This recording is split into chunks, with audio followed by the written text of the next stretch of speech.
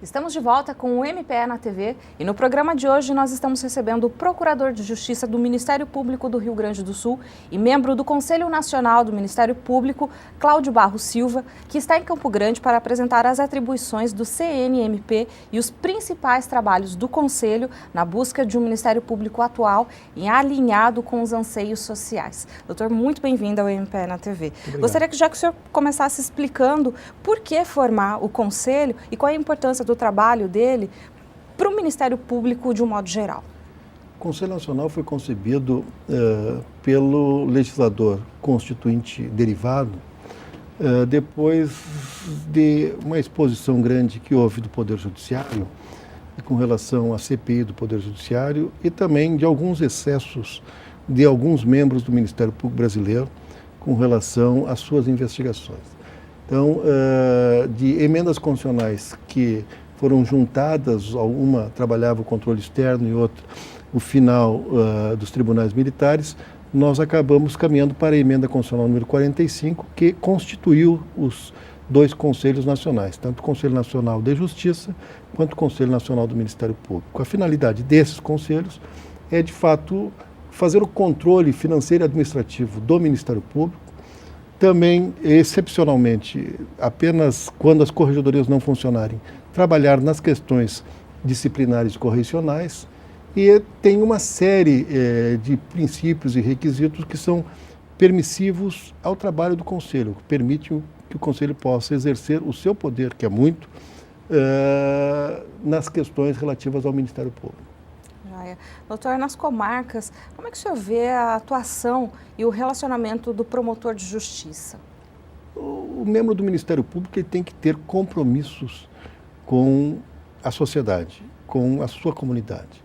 Quando um promotor de justiça vai para exercer as suas funções no interior do Estado, numa promotoria de justiça, ele tem compromissos de estar próximo das questões sociais, conhecer a realidade social, morar na comarca, atender as pessoas que vão à promotoria, sair do gabinete, estar inserido nas relações sociais, para ter conhecimento das questões sociais e poder ajudar a solução de questões da sociedade. Falar com propriedade do assunto, né, doutor? Certamente, eu acho que quem não mora na cidade, ou quem não conversa com a sua comunidade, quem não sai do seu gabinete, não passa a participar das questões sociais, não pode achar que possa estar envolvido na solução das questões sociais de uma determinada comunidade. Então, é obrigação de um membro do Ministério Público estar morando na comarca, mas não só isso, estar próximo da sua comunidade.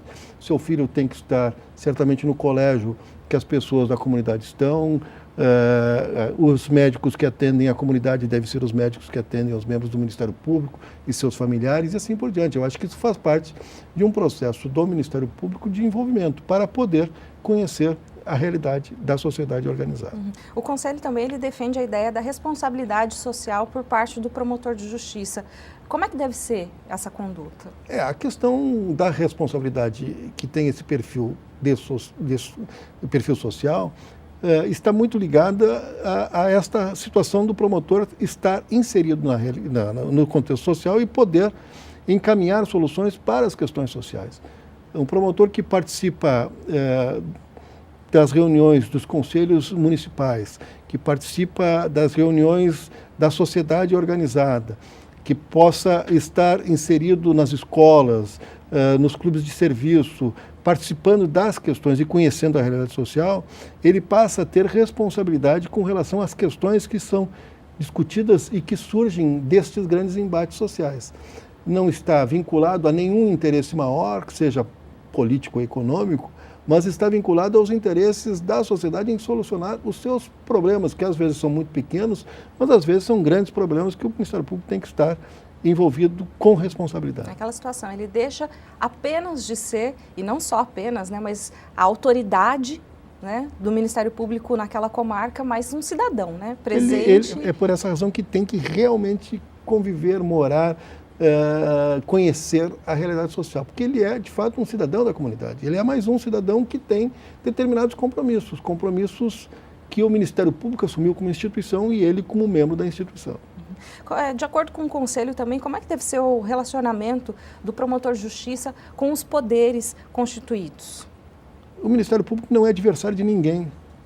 Ele não pode ser tido como aquele que só cria problema numa determinada comunidade. Pelo contrário, o Ministério Público tem que ser proativo, tem que ser parceiro, ele tem que ser um elemento incentivador das soluções dos conflitos. Ele não pode ser o criador dos conflitos.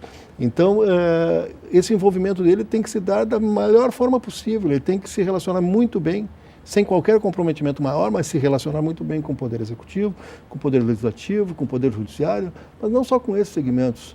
Tem que ter uma relação muito boa com os advogados da comunidade, tem que ter com os policiais da comunidade, tem que saber trabalhar com a Defensoria Pública, tem que saber trabalhar com todos os segmentos. E não só estes segmentos públicos de poderes, também saber achar os segmentos sociais próprios para poder se inteirar, se poder conhecer a comunidade e poder resolver os problemas da comunidade. A aplicabilidade das leis também é uma questão de bom senso, né, doutor? Não tenho dúvida alguma, né? Não há como se fazer a aplicação de uma lei sem bom senso, né? Uma lei aplicada sem bom senso é uma lei que reflete a injustiça na sua aplicação. Quer dizer, o bom senso faz parte do conhecimento, do senso comum. Conhecer a realidade social significa ter o senso comum de uma determinada realidade e poder caminhar para a solução desses problemas com responsabilidade. Como é que o senhor vê hoje a situação da credibilidade do Ministério Público perante a sociedade? Como é que o senhor vê essa situação? A instituição do Ministério Público é uma instituição muito grande. Ela, aliás, não só grande, ela é grandiosa, ela é iluminada, ela é diferenciada, né?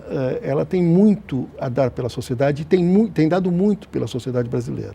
O Ministério Público tem sido uma instituição hoje parceira dos grandes movimentos sociais. É evidente que isso faz com que a instituição passe a ter algumas formas de contradições com aqueles que exercem o poder político ou exercem o poder econômico.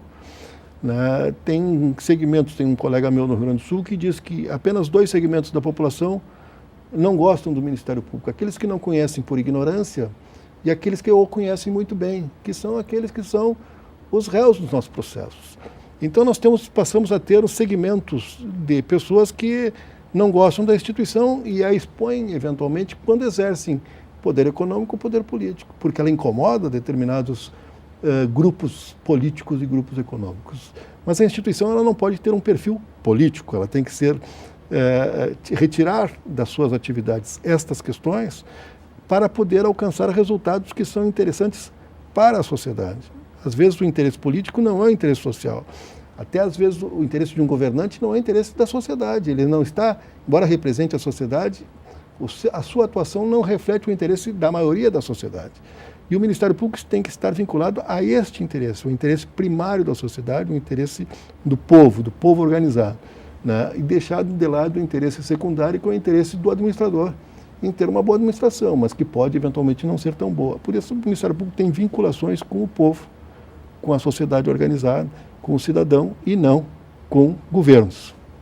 Tá certo. Então, doutor, a gente vai para o intervalo, mas daqui a pouquinho a gente está de volta com o MPE na TV. Não saia daí.